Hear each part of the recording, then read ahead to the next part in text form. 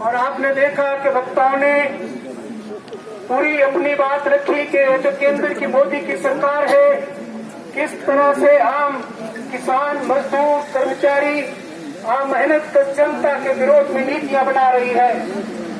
असल में जो केंद्र में भाजपा की सरकार है, यही सरकार 2002 में जब केंद्र में थी वाजपेयी जी की, तब भी श्रम कानूनों को बदलने का प्रयास किया गया था, परंतु मजदूरों के विरोध के बावजूद इन कानूनों को नहीं बदल पाए थे। और क्या कर दिया, उस टाइम में फिक्स टर्म का रोजगार की नीति को सरकार लेके आई, परंतु 2004 में सरकार बदल गई और इस लाल झंडे का एक बड़ा नेतृत्व पार्लियामेंट के अंदर गया, लेफ्ट फ्रंट का और कांग्रेस के नेतृत्व में सरकार बनी और इस लाल झंडे के दबाव में 2007 में और फिक्स टर्म रोजगार की जो नीति थी, अध्यादेश था, उसको रद्द करना पड़ा। परंतु दुर्भाग्य की बात है कि 2014 में फिर सरकार भाजपा की आई और 2016 में फिर फिक्स टर्म ले आए। ये फिक्स टर्म असल में बीमारी क्या है?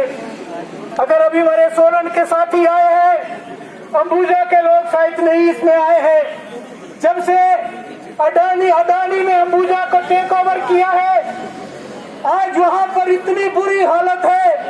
पहले तो ट्रक वालों को पूरी तरह से वो बंद कर दिया कि आपके रेट कम कर दिए, और अब जो ठेके का मजदूर है उसको क्या कर रहे हैं?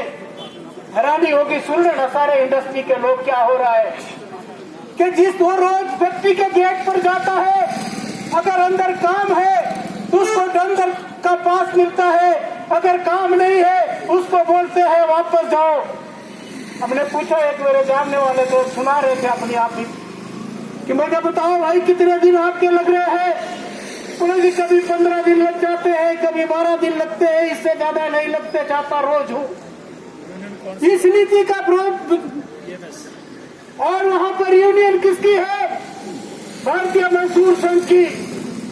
वो जो एक दिन भी उसके विरोध में एक शब्द भी नहीं बोलती है, परंतु हमने कहा है जैसे पहले वहां पर ये लाल झंडा था, और अगर आप लाल झंडा यहाँ पर दोबारा लाते हैं, CITU के साथ मिलते हैं, इस नीति के खिलाफ या जो दानी की दादागिरी है उसके खिलाफ आपके हकों की लड़ाई लड़ेंगे। अभी आप देख रहे पूरे औद्योगिक क्षेत्र में जिस जन से CITU का विस्तार हो रहा है, किस लिए बात को लेकर हो रहा है?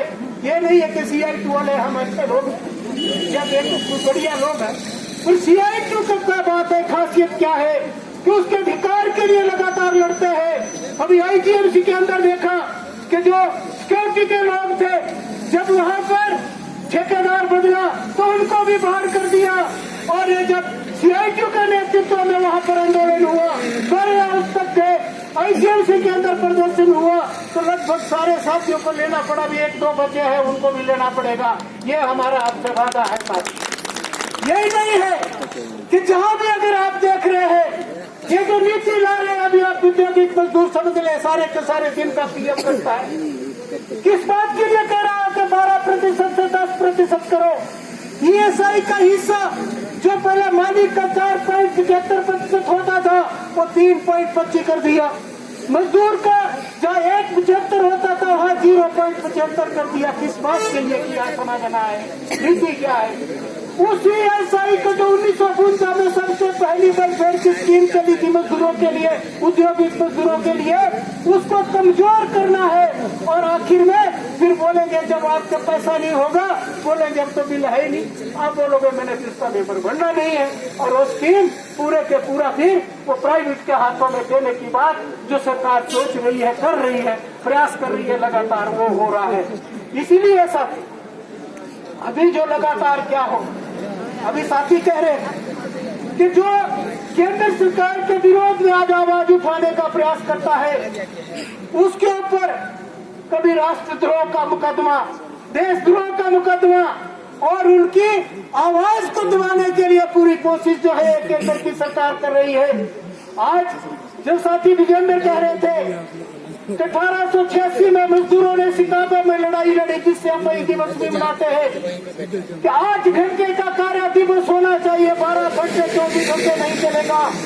आज 137 साल हमारे देश को पीछे ले जाने की बात कर रहे हैं। जो बोलते हैं सबका साथ सबका विकास, तो ये सबका साथ नहीं है साथी, ये पूंजीपतियों का साथ है और हम लोगों का, आम मजदूर का, आम किसान का विनाश की तरफ ले जा रहे हैं। ये समझना है आपको। वैसे ये जो पूरे के पूरा 137 साल से मैं कह रहा हूँ, आज नीति को क्या है, हमारी मांग क्या है कि मजदूर की 8 घंटे की ड्यूटी होनी चाहिए, 3 शिफ्टों के बजाय 4 शिफ्ट होनी चाहिए, ताकि ज्यादा लोगों को, आज बेरोजगारी है, ज्यादा लोगों को रोजगार मिलेगा। परंतु ये तो पता नहीं कहाँ पढ़ के आए हैं, समझ नहीं आ रही है कि कहाँ से इन्होंने डिग्रियां हासिल की है। बोलते 12 घंटे काम करो, 12 घंटे की नोटिफिकेशन कोविड का जो सारा लेकर जो है वो 12 घंटे कर दिया। क्या वो डिजास्टर मैनेजमेंट एक्ट के तहत तो 12 घंटे काम करो, आप मना नहीं कर सकते। और कंटिन्यू कर दिया शुरू कि अब तो 12 घंटे काम करो, तो सम कानूनों में बदलाव आ रहा है। तो हम ये कह रहे हैं आज इस महापड़ाव में जो एक जबरदस्त देश के अंदर इतिहास में हुआ है कि मजदूर और किसान की जो एकता बनी है, क्योंकि मजदूर और किसान का देश के विकास में सबसे ज्यादा महत्व है। अगर आप देखें, किसान का एक चींटी से लेकर हाथी तक का पेट पालने वाला कौन है? किसान है। एक चपरासी से लेकर राष्ट्रपति तक का पेट पालने वाला किसान है। और एक सुई से लेकर हवाई जहाज तक बनाने वाला ये मजदूर है। इसलिए देश के विकास में इसका सबसे बड़ा योगदान है। और ये जो सरकारें हैं, ये विकास में ना मजदूर का योगदान समझती है, ना किसान का समझती है। ये तो बोलेंगे कि देखो मोदी ने कितना बढ़िया काम कर दिया, अदानी ने फैक्ट्री लगा दी, अदानी ने पूजा की फैक्ट्री खरीद ली, अब तो बल्ले बल्ले हो जाएगी। अब बल्ले बल्ले पूछना है तो पूछ लो ट्रकों प्रोटेक्टर को और वहाँ के किसान और जो वहाँ के मजदूरों को। तो ये बल्ले बल्ले को आगे नहीं बढ़ने देना है। इसको आगे बढ़ने से अगर रोकना है तो अपनी यूनिटी मजबूत बनानी होगी। और ये जो संघर्ष का रास्ता है इसको अपनाना पड़ेगा।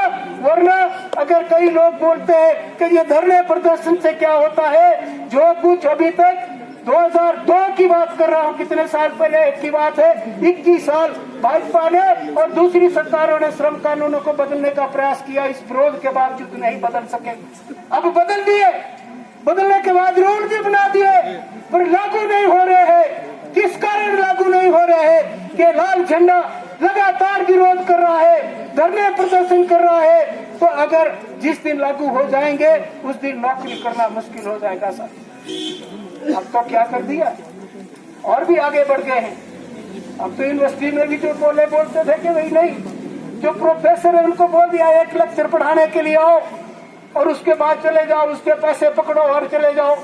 डॉक्टर के लिए एक ऑपरेशन करो और चले जाओ, उसके लिए। वैसा ही मजदूर के लिए भी आ रहे हैं कि आज कंपनी में काम है, इस मशीन पर काम है तो उसको बुलाओ, बाकी को नहीं बुलाओ, बाकी घर जाओ। किसके ऊपर हमला है? हमारे रोजगार पर हमला है। जो पक्की नौकरी थी उसको कच्ची करके रख दी। क्या जरूरत है आउटसोर्स में वार्ड वाई भरने की? क्या जरूरत है आउटसोर्स में सिक्योरिटी को भरने की? क्या जरूरत है कि जो हमारा परमानेंट काम है, सबसे बड़ा काम हॉस्पिटल में सफाई का है, उसको आउटसोर्स पे देने की क्या जरूरत है? जरूरत इस बात की है। और किसके लिए है? सरकार के लिए और ठेकेदारों के लिए है कि जो रेगुलर कर्मचारी को 60 से 70 हजार का वेतन देना है, उसकी जगह 8 और 9 हजार में रखना है और काम ज्यादा करवाना है। वो ठेकेदार का मुनाफा ज्यादा कराना है। आज होटल का कर्मचारी यहाँ है, आधे होटलों में जो है अब ठेके का मजदूर होना शुरू हो गया। किस बात के लिए? ये सारे का सारा हमला हम पर है और इस हमले को रोकने के लिए हमें अपने संघर्षों को तेज करना है। यही बात खत्म नहीं है कि 3 दिन का महापड़ाव हो गया, इसके बाद अब सो जाना है। झंडे अब ट्रक में प्रेस करके रखने हैं। अभी आगे लगातार कार्यक्रम है, संघर्षों का जो कनेक्टिविटी है। इसके बाद पूरा जनवरी का महीना, दिसंबर का महीना, फरवरी का महीना अलग अलग प्रोग्राम है जिसको आपके बीच में रखेंगे और रखने की जरूरत नहीं है। उसको लगातार आगे चलाना है अगर इन कानूनों को और सरकार की जन विरोधी नीतियों को रोकना है।